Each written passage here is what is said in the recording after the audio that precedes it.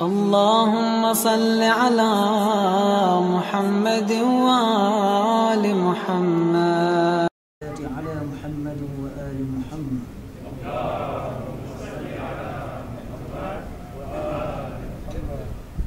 أعوذ بالله السميع من الشيطان الرجيم. بسم الله الرحمن الرحيم. هو الله الذي لا إله إلا هو. اللهم صل على محمد. اللهم صل وسلم وبارك وترحم على سيدتنا ومولاتنا فاطمة الزهراء وعلى أبيها وبعلها وبنيها المعصومين عدد ما أحاط به علمك.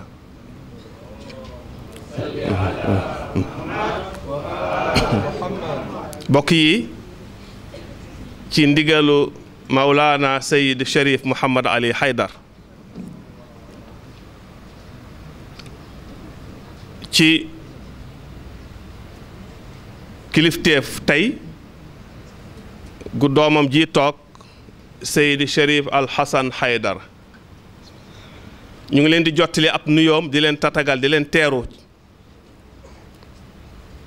xam naa mi ngi fi ak ñun incha allah ci ku yéeg ba egsi ci niveau bi may waxee mi ngi dalal nee na gani maamam yépp ci jataay bii nga xam ni dañ ko sampal maamam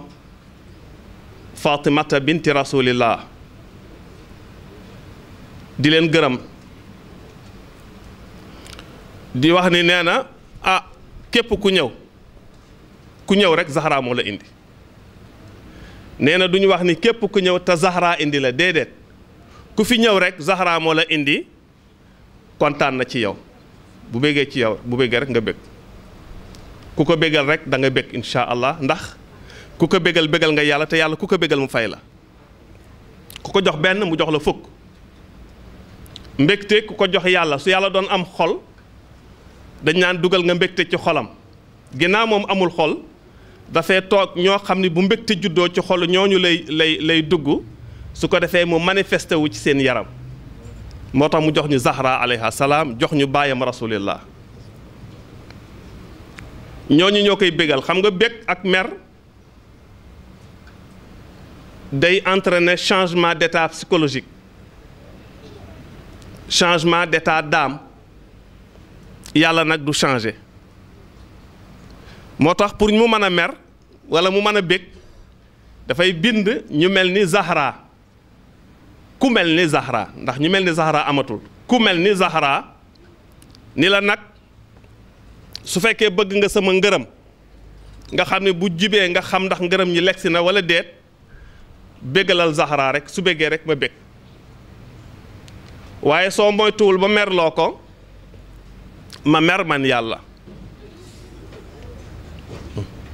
sa joie entraîne ma joie et sa colère entraîne ma colère. Si Fatima est en colère, Allah nee na je suis en colère. Sachez que alors je suis en colère. mer naa.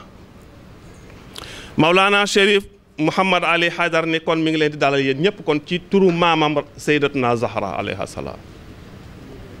moom nag moo ñu fi dajale. ñuy feete di célébrer di wane suñu mbégte ci juddoom lu tax moom mooy kan mooy Zahra xam naa laaj bi yomb na qui est Zahra c'est une question facile à formuler à poser laaj bi yomb na waaye tontu li moo jafe lool ndax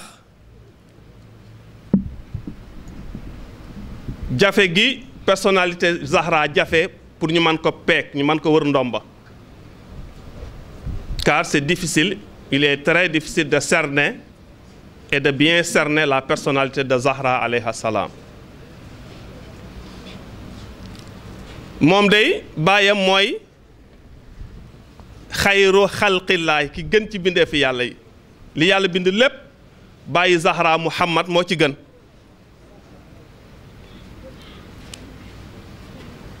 Son père est la meilleure des créatures, de toutes les créatures, y compris Arash, Kurti, Jibril, Mikaël. Lu yàlla bind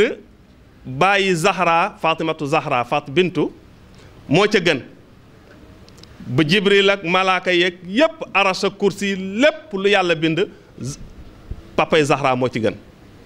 bàyyi Zahra moo ci gën. yàlla bindul dara nee na lu féete kaw Muhammad amul. kon bu ñu la nee Zahra mooy kan nga ni ah xanaa mooy doomu li gën ci li yàlla bind lépp mooy Zahra kooku koy doy na ab juddu. Y a pas de lignée meilleure que celle de Zahra, y en a pas. Le meilleur de tout ce que Allah a créé c'est Muhammad. Ah Zahra moomu mu juddu yàlla yonent bi xool ko ni ummu abiha yaayi baayam. soo ko déggee di nga ñun ñëpp ku nekk am nga sa doom tudde ko sa yaay di ko woowee yaayu baayam wax ne bokkatul boo ko déggee noonu dafay simple yaayu baayam ku nekk am nga ndey diw tudde ko sa yaay sa baay bokkul ndax ki wax fii yonent bi yàlla moo ni xoolal Zahra mi ngi juddu bi islam commencé bi yàlla waxee yonent bi iqra ba mu am juróomi at ci la Zahra juddu kon bi Zahra di juddu fekk na yàlla wax ci yonent bi nii kii lu mu wax man yàlla maa ko wax man lay waxal su waxee rek man maa wax du waxee ay sentiment c'est pas donc wa ma yantiqu anil hawa in huwa illa wahyun yuuxa man lu mu wax man moom yonent bi man yàlla maa ko wax wàccoon na bu yàgg avant Zahra di judd kon avant yonent bi naan Zahra mooy ndey baayam fekk na yàlla wax yonent bi ni daat koy jox chèque à blanc boobu garanti ko de façon absolue sans réserve maanaam yàlla garanti ko ci lépp ne lu mu wax man yàlla maa ko wax lu mu def man yàlla maa ko def nu mu mel moom yonent bi man yàlla noonu laa mel c'est de façon absolue. Allahumma salli ala su dikkee ci ki ñu fi dajale tey di mawlaat naa kilifa ñépp Zahra Fatima Faatu Bintu Batool ñu naan ko Batoor ñu dellu siwaat pour étudier maanaam ñu jàngat wax jooju Fatima ummu abiha mooy yaayi baayam la mère de son père avec toute la tendresse l'affection sécurité que la mère offre à son enfant tout lépp a ngi ci biir mu ñëw ni ummu abiha ndeyi baayam ñu daal di jël Fatima xool ko dundam ak papaam bi Fatima juddoo xàmmee ba bi papaam di ko wan ginnaaw nan la dundee loolu moom Fatima digganteem ak baayam rasulillah muy joué taxaw tout le temps taxawaayu ndey ci papa ji ci papaam à l'âge de 5 ans à partir de l'âge de 5 ans juróomi at ñu wax ne am na ñu wax sax ba mu amee ñaari at xàmmee la commencé loola bu ñu duggee ci xam-xam yeeg karaama yi ko yàlla defal sax moom ñoom ñooñu mooy yonent bi Fatima Ali ba ci imaamul Mahdi ñoom dañuy bu ñu juddoo dañuy màgg ni ñuy màgge li xale di màgg ci weer ñoom ñu ngi koy màgg ci benn bis li xale di màgg ci li nit ordinaire ñi comme ñun ñii di màgg ci at ñoom ñu ngi koy màgg ci weer am ñu wax ni ci semaine kon dañuy teel a mature dañuy juddu rek mature nag dañuy judd rek mature misaal mi tam yàlla jox nañ ko ci alquran ndax Isa dafa judd rek mature dans le berceau la défendre yaayam setal ko wax ak nit ñi loo xam ne xamuñu ko woon mu jàngal leen loolu misaal la buy wanee dëggal itam li ñu wax fii Zahra nekk ndey ci baayam taxaw fa taxawaayu ndey yonent bi waxul taxawaayu jabar de taxawaayu soxna taxawaayu ndey la wax mooy ndeyi baayam Sayyidatuna Zahra boo ko toppee foofu ba bi baayam di génn àddina taxawaay boobu la am misaal yi ñu ciy joxe xam ngeen ni li yonent bi nekk Màkka lépp surtout bi Xadija génnee àddina saa bu yonent bi génnee buy dugg si kër gi mi ngi fekk Fatima ngi taxaw ci bunt bi di ko gàttandu bu yegsee li mu yore ci ay bagage mu jëlal ko nagu ko li mu yore ci coono mu commencé di ko wàcceel bu fekkee ne am na ay blessure Fatima moo doon infirmière bi nga xam ne moo doon taxawu baayam saa bu amee dara lu ko metti wala ñu gaañ ko bi ñu bu ngeen dikkee ba yonent bi toog Medina lépp yonent yàlla Muhammad sallallahu alayhi wa sallam ci Fatima la nekkoon léppam ñu ngi lay wax ni yonent bi sallallahu alayhi wa sallam saa bu daan dem di tukki mbaa muy génn di jiite xare Fatima lay mujjee waxal ñi muy waxal ñépp di leen tàggu Fatima moo ci mujj la dernière personne à qui Rasulullah s'adresse avant de quitter Madine c'est Fatima Zahra salamullahi alayha sa mère bu génnee bu ñibbisee buy dugg ci Medina ki muy jëkk a gis jëkk a wax ak moom Fatima lay doon en allant voyage la dernière personne avec qui Rasulullah a des entretiens c'est Fatima Zahra salamullahi alayha la première personne avec qui il parle à son retour c'est Zahra Ummu Abiha Fatima moo doon léppi baayam yonent bi bu musaana dem ci xare bu dellusee bu amee blessure waxuma jëkkëram de imaamu Ali sax waaye bu dikkee ci Fatima lay dal Fatima mooy nekk infirmière moom moo koy toppatool ci lépp moo ko koy defal nga koy topp di ko topp mu koy firndeel ci taxawaayam yépp ci jataay yépp ci comportement am yépp te bokk na ci firnde bi ci gën a mag mooy xadisul kisaa xew-xew la bu mag boo xam dafa xew ci yonent bi bu ko dara musaana metti ci kenn rek la koy jàmbat mooy Fatima benn misaal a ngi ci di mooy li ñu tuddee xadisul kisaa mooy jataay boo xam ne yonent bi am na ko mu nekk jataay boo xam ne dafa romb waa àddina dafa leen a dépassé parce que am ndaje la woo xam ne ci malakut la doon am ndaje la moo xam ne ndaje mi lépp spiritualité la nuuraani yàlla leeru yàlla la dépassé woon waa àddina mi ngi amee woon ci biir kër Zahra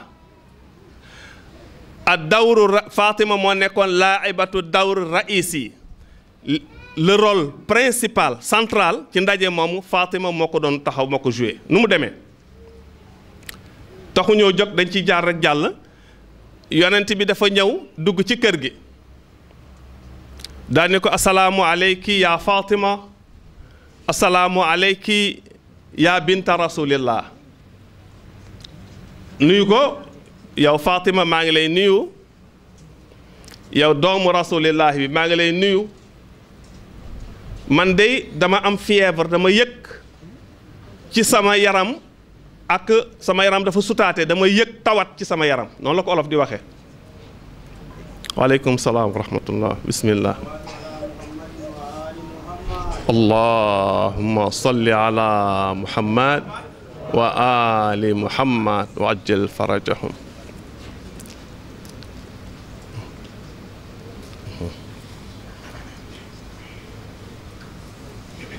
inni ash'uru fi jismi aw fi nafsi da'fan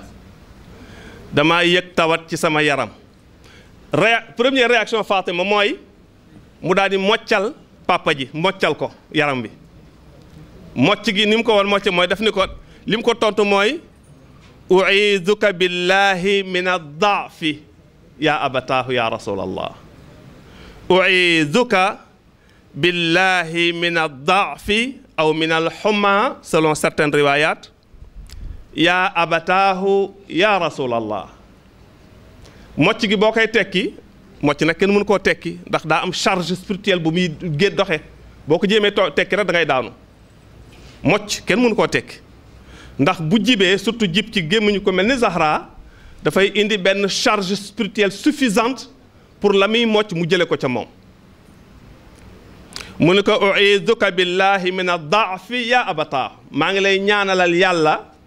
gàllankoor googu nekk ci yaram sa yaram nëj na la ba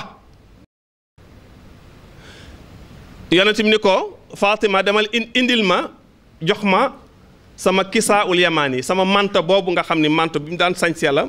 ñu koy tuddee kisaa yamani parce que waa yamani ñoo ko doon ràbb indil ma ko Fatima dem ci armoire am génne ko loo ciy jàng kon garde robe yonent bi mi ngi woon ci néegu Zahra lépp yonent bi mi ngi woon ak Zahra mi ngi woon ak yaayam jooju ummu abiha ndeyam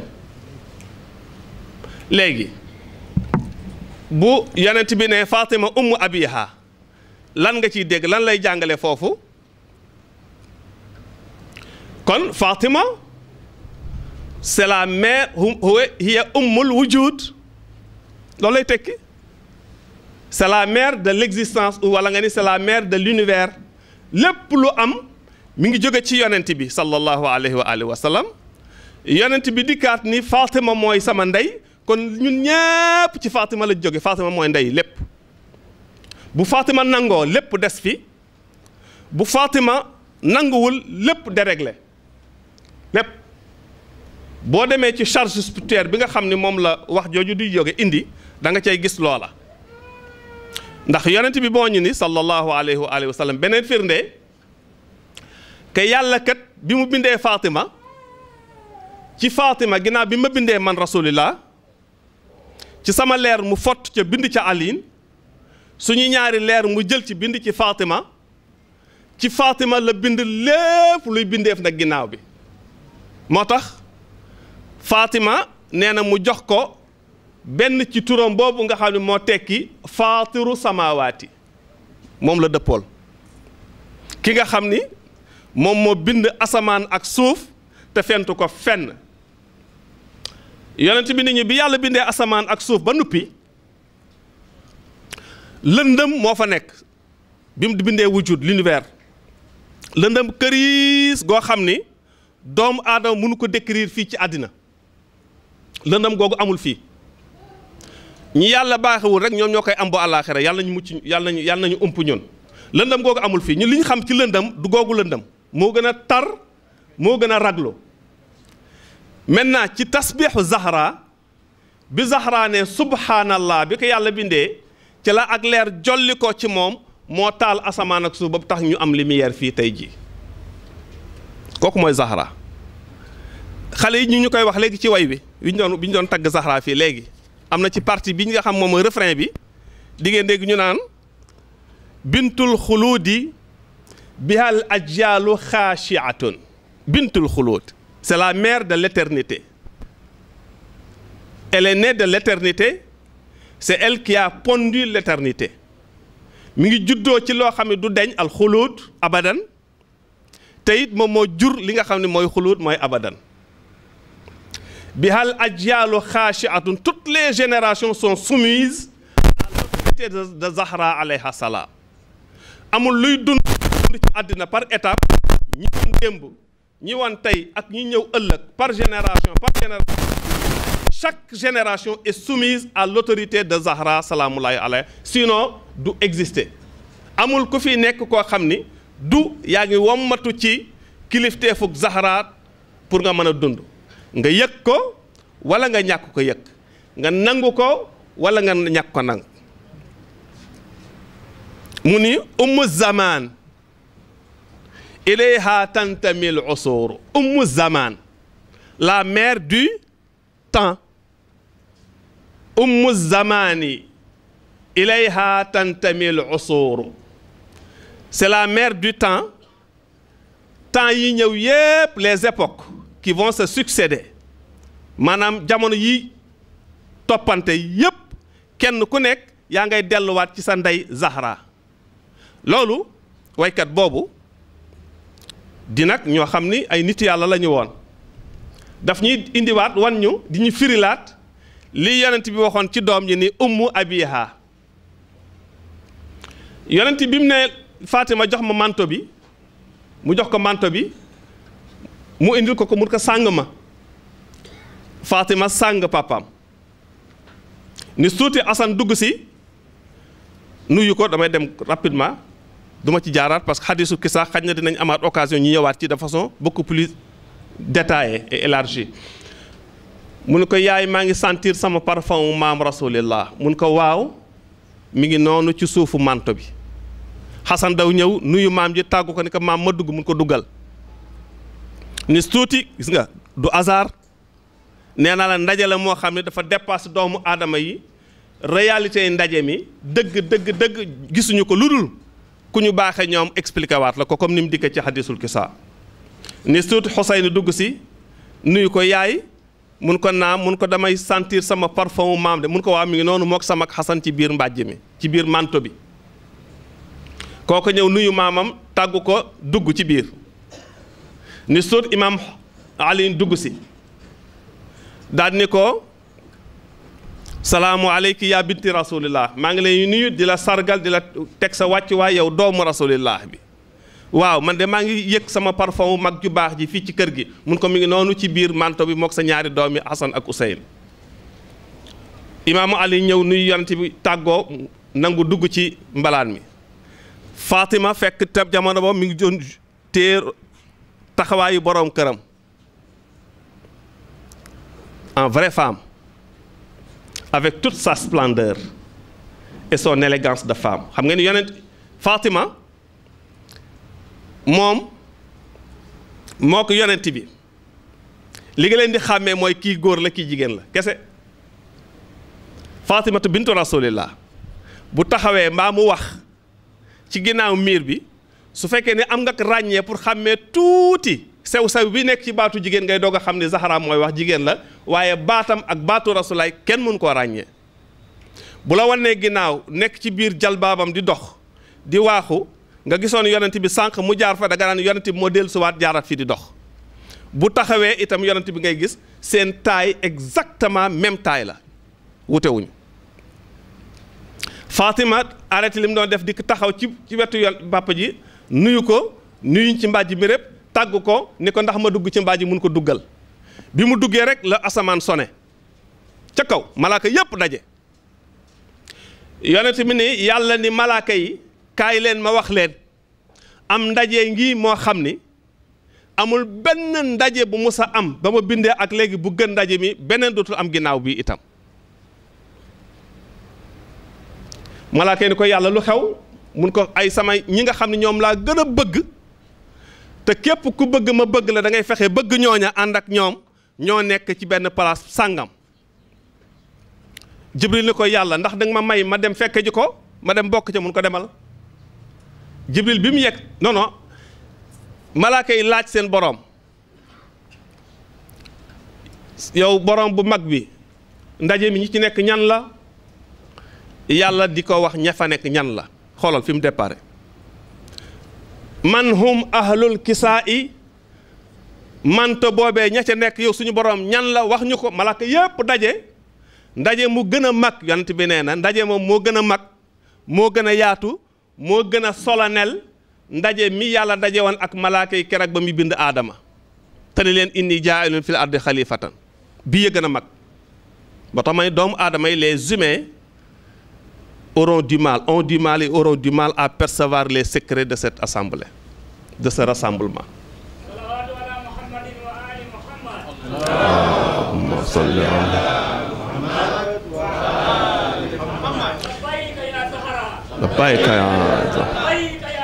labbayki ya Zahra labbayki ya Zahra salawatullahi wa salaamu alayha. yàlla ni malaaka yi xam ngeen ñu fa nekk ñu ni ko mu leen Fatimatu moom la jëkk a tudd Fatima la jëkk a tudd Fatimatu ña fa nekk sama jaam yi gën ci sama jaam yi dajaloo fee ndaje mi gën ci ndaje yi may bëgg Fatima la wa abuha ak baayam kon mooy rasulullah wa baaluha ak jëkkëram wa banuha ak ay doomam mag ñi ne la secret ñaan yëpp mi ngi foofu secret ñaan yëpp jarutu dem ba Inde jarul dem Guinée Bissau jarul dem fenn secret yëpp a ngi foofu ku xam Zahra ba pare nangu ko allahumma inni as'aluka bi haqqi fatimata wa bi haqqi abiha wa baaliha wa baniha almasumin maa ngi lay ñaan nangam day faju insha allah moo tax yonent bi nii bépp jullit bu wax ni allahumma salli ala fatima wa abiha wa baaliha wa baniha adada ma ahaata bihi ilmuka mucc nga boo ko waxee mucc lu tax Fatima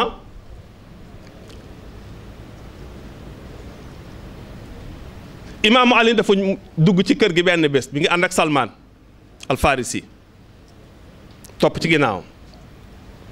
am na ñu ne Ammar bokkoon na ca ak Jaabir ibn Abdullah al Ansari kooku moom daanaka moom kër Zahra la dëkkoon bëggoon ko lool bi ñu duggee ba ci jub kër gi dugg si nuyoo Fatima gestu ni ko yaa Abal Hasan ñëwal jegesil ma wax la jegesil boo dikkee tey dinaa la wax li xew démb lépp li xew tey ak li xew ba keroog àddinay tukki kaay ma wax la lépp imaamu Ali daal di delluwaat ginnaaw daw ci yonent bi mu egsee jub yonent bi nee na yonent bi ne ko jegesil yaa Abal Hasan ma wax la Fatima nee na boo ko jegee mu wax la li xew démb wax la lii am tey ak lii xew ba keroog ñu dugg aljana la fay xew lépp nee na boo taxee mu wax la ko mun imaamu Ali ni ko kon noonu la mun ko xanaa xamoo ni Fatima ak man benn leer la te leeruk Fatima ci la yàlla def sama secret yëpp ca moom la nekk wa sirrul mustawda'i fiha jërëjëf Chérif doomu Zahra wa sirrul mustawda'i fiha déggoo yàlla yonent bi ni ak secret bi nga xam ni moom la yàlla dëxëñ ci Fatima te kenn xamu ko ndax wax ko kenn ku dul ñoom mun ko loolu mu wax demal imaamu Ali dellu siwaat Fatima ni ko dangaa demal ci sama papa wax nga ko lii wax nga ko lii wax nga ko laa waaye maa ngi lay waatal ci yàlla ni boo toogee dinaa la wax li xew démb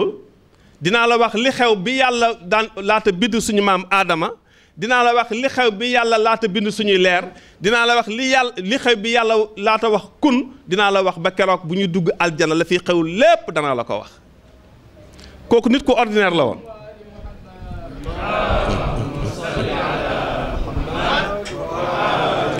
Fatima di défendre papaam di ko défendre ci lépp ba bi baay bi génnee àddina bàyyi fi wilaaya mooy l'autorité gaa ñi këf ko teg ko fële indi seen bos teg Fatima di défendre baayam défendre ba baayam jóge fi mu nekk yaayam gisatul baay bi mu nekk yaayu mission wu baayam taxaw dër ni olof di wax dër taxaw dër mooy elle s'est mise sur ses deux pieds de façon solide jàmmarloo gaañi pour défendre risaala gi wante fadak dafa doon symboliser encore li fi yonent bi bàyyi sallallahu alayhi wa sallam Fatima def na lépp ba défendre keroog bi ñuy dajji buntam mu xam ni jëkkër ji la ñuy jël si te dañ ko bëgg a jàpp prisonnier Fatima moo volontaire u dajeek ñoom ci bunt bi bala ko ca dal ko xam nga ca lañ ko jàppee tànc ko ci bunt bi mu nekkoon en état de grossesse avancé ci Muhsin ci lañ ko tànce ba faar gi damm ñu dóor ko fa ba mu sonn lool forcé taal kër gi dikk daal di monote imaamu Ali malgré blessure yooyu waaye topp na ci ñoom topp ci ñoom xeex ak toutes ses forces xeex ak ñoom mbëkkante ba mënul dara ci ñoom nag benn issue moo ko desee mooy mu dem nag kalaame leen ak baayam coono bi mu sonn yépp ca la mujj wëlbati ko nag di dem nag ci bàmmeelu baay bi pour boole ji nag mais comme imaamu Ali moom tam moo yoroon mbir mi tam moo war a garder mu yabal Salman ni ko dawal gaaw nga wax ko tinu ko rek ne ko na muñ nekk na muñ ndax ñeneen ñi ñëw ëllëg nekk na muñ bu eggee dawal Salman bu eggee bu waxee ak baayam àddina tukki tey fépp lépp fi lay yem tey Salman daw ba dax taxaw ci kanam daal di sukk ci kanamam te ñoom dañoo baax dañoo respecté ñëpp daal koy ñaan tinu ko Salman nee na bi may egsi Fatima nekk à peu près à 0 mètre ci fi papaam tëdd mi ngi gis miir baa ngi jóg taxaw pour bu Fatima dikkee bañ a taxaw ma bu dikkee rek mën a dugg fala taxaw bu ñaan ko mu dellu si kër gi naaw Fatima bàyyiwul bàyyi na loolu waaye bàyyiwul mu dem ceeg ñoom dem ceeg ñoom dem ceeg ñoom ba bis bi nga xam ne ci la jóge nag organiser sa fameuse marche de protestation dajale jigéen ñi Madina yi ko déggaloon yépp surtout les hachimites les nobles les chérifs shurafa yépp ànd ak ñoom ci la Fatima ñëw xutba bi ñi jaar université def littérature ñu bari am nañ chance ñu jàngal leen xutba bi discours Fatima boobu mémorandum la mémorandum ñi jaar université def littérature ñu bari ci ñoom am nañu chance su jàng xutba boobu sur le plan linguistique Fatima jàngal na ñépp lan mooy langue min haysul ada min haysul rawa min haysul ibda wal ibtikar là je m'adresse au littéraire Fatima discours boobu mémorandum boobu mu taxaw jàngale na ci ay poñ yu bare ñett laa ciy wax bu njëkk bi mu dikkee fekk Abubakar taxaw mu ànd ak mbooloo yi def na benn marche dox distance bu gudd ànd ak jigéen ñi ñu scandé mooy lan jóg leen taxaw yéen jullit yi li fi sama baay bàyyi woon yàq nañ ko te moom ñu ngi koy jooy ay rangooñ yi feragul yàggagul ñetti fan la une semaine la 15 jours la 21 jours la yàggagul ñu fitneel loolu yépp ndeysaan pourtant mi ngi ak métit mi ngi ak blessure bi mi ngi ak métit bi ci xol bi mi ngi jooy baay bi te rangooñ yi feragul mi ngi ak métit bi parce que soppi nañu tout de suite li baayam bàyyi woon ba pare isolé leen yooyu yëpp mu jàpp ko bi mu dikkee mu wax ak ñoom fàttali na leen nan la ñuy sante yàlla nan la ñuy joxe yàlla njukkal nan la ñuy toppee yàlla nan la ñuy gëmee yàlla fàttali na leen kan mooy yàlla kan mooy yonent bi bi mu ci egsee daf leen wax ashhadu anna abi muhammad rasulullah xam nga ko kenn waxu ko kenn xamu ko ku dul moom wax leen itam soppi gi ñu li yàlla farataal yépp lan moo tax mu farataal ko ak ban njariñ lañ ciy am buñ ko defee ci biir kàddu yi wax na leen li yàlla tere lépp lan moo tax mu tere ko ak yan conséquences néfastes maanaam ak yan musiba la ñuy indil su fekkee ña nga ca biir dellu siwaat wax ak ñoom ci kàddu yu fir xañ na bis dina ñëw ñu dellu siwaat ci ndax maal asaf waxtu wi mi ngi ñuy njett te bokk yi war nañu dugg ci waxtaan wi incha allah kàddu yooyu ba nëgëni si boroom xam-xam yépp laa la wax ci fànn yépp les littéraires les philosophes les jurisconsultes les théologiens ñépp ñu ngi inspiré wu ci kàddu yi Fatima yooyee lan la ñuy jàngal kon Fatima du nituk simple donc Fatima bu ko yonent bi xoolee nii kii dey mooy sama yaay mooy yaayi baayam am na lu ca ne ci ziyaara bi sànq mi ngi naan képp ku xam ni bégal na la yow Zahra bégal na yàlla bégal na sa baay képp ku la merloo na yàlla merloo na sa baay képp ku la tooñ def lu la naqadi def na yàlla lu ko naqadi def na sa baay lu ko naqadi képp ku la dog na yàlla digganteem ak yàlla dog na sa digganteem ak sa baay képp ku la jokk toppatoo say doom toppatoo ñi ngi fi bàyyi kooka ma ngay toppatoo yàlla ma ngay toppatoo sa baay te ñooñee ñépp nag ñooy ñi ànd ak yow ñun ñoo ngi ñaan yàlla nañu yàlla boole donc ci ñi bokk ànd ak Zahra moomee ñi nga xam dañ koy bëggal dañ koy jokk te duñ ko dog incha allah ñu daal di engagé wu nag de façon résolue pour far ak Zahra te bañ a far ak ñi nga xam ñoo ko tooñ jërëjëf jëf yàlla na yàlla fay leen fay ñu bi xaqi Zahra wa bi xaqi abiha wa baaliha wa baniha almaasumin wa bi xaqi sirri almustawdai fiha wasalaamu aleykum wa rahmatullahi wa barakatuhu اللهم صل على محمد وآل محمد.